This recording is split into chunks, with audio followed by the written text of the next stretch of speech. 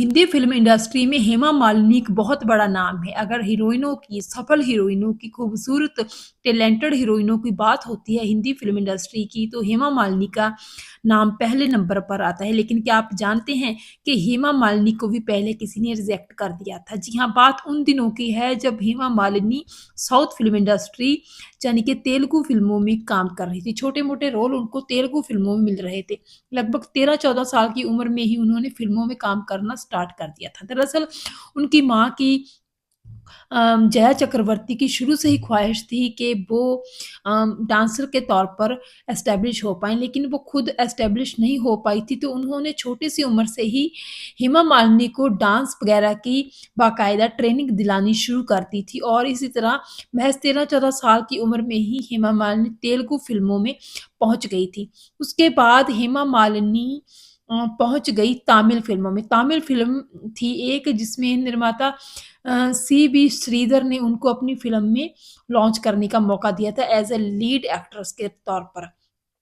तो इस तरह हेमा मालिनी का उस टाइम पे खुशी का ठिकाना नहीं था क्योंकि तमिल सिनेमा भी बहुत बड़ा सिनेमा था उस टाइम पे और वहाँ पे पहुँचना भी एक साधारण सी लड़की के लिए बहुत बड़ी बात होती है, जो कि इतनी छोटी-सी महज़ 13-14 साल की उम्र की हो।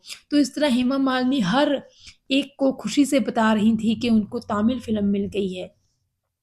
लेकिन 1-2 दिन की शूटिंग के बाद ही अम, निर्माता निर्देशक सीबी श्रीधर ने उनको फ़िल्म से बाहर कर दिया था। उनका कहना था कि हेमा मालिनी बहुत दुबली-पतली हैं और उनकी पर्सनैलिटी ऐसी नहीं है कि वो हीरोइन बन पाए। उनका कहना था कि वो हीरोइन मटीरियल नहीं है। ये सारी बातें हेमा मालिनी ने खुद ही एक इंटरव्यू के दौरान सिमी ग्रेवाल को बताई थी। तो इस तरह हेमा मालिनी को बहुत ज़्यादा धक्का लगा था क्योंकि पहले लीड एक्ट्रेस का रोल मिल जाना और देखिए इंसान कितना खुश होता है उस टाइम पे जब उनको ये लगता है कि अब उनके सपनों को पंख मिल गए हैं। लेकिन फिर एकदम ही वो सपने जो हैं टूट जाएँ तो बहुत बुरा लगता है। वैसा ही हेमा मालिनी को भी लगा था, वो डिप्रेशन में चली गई थी।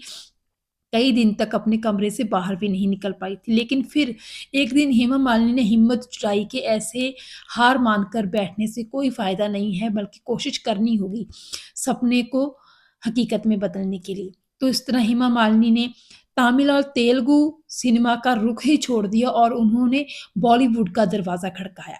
और बॉलीवुड में भी उन्होंने आर के स्टूडियो में पहुँच की और वहाँ पे उनको पता था कि एक फ़िल्म बन रही है जिसमें उनको रोल मिल सकता है। तो वो आर के स्टूडियो में पहुँच गई और वहाँ पे राज कपूर ने खुद उनका स्क्रीन टेस्ट लिया।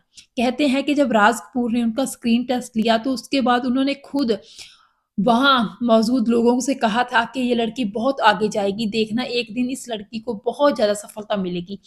ये बातें उन्होंने हेमा मालिनी के बारे में ही की थी और इसी तरह राज कपूर ने ही हेमा मालिनी को मौका दिया था फ़िल्म सपनों का सौदागर में काम करने का। राज कपूर के साथ ही पहली फ़िल्म में बॉलीवुड में हेमा मालिनी ने एंट्री ली थी सपनों का सौदागर फ़िल्म से। इस फ़िल्म के बाद हेमा मालिनी को कभी पीछे देखने का मौका ही नहीं मिला और फिर एक के बाद एक कभी अंदाज़, कभी सीता और गीता फ़िल्में उनको मिलती गई और फिर वो फ़िल्म इंडस्ट्री पर राज करने लगी। लेकिन देखिए इतनी बड़ी एक्ट्रेस अम, और जब स्टार्टिंग के दिन थे, जब स्ट्रगल के दिन थे, तब उनको भी रिजेक्शन का सामना करना पड़ा था। लेकिन हेमा मालिनी ने हार नहीं मानी और अपने सारे सपनों को पूरा कर दिखाया और सपनों को हकीकत में बदल दिया।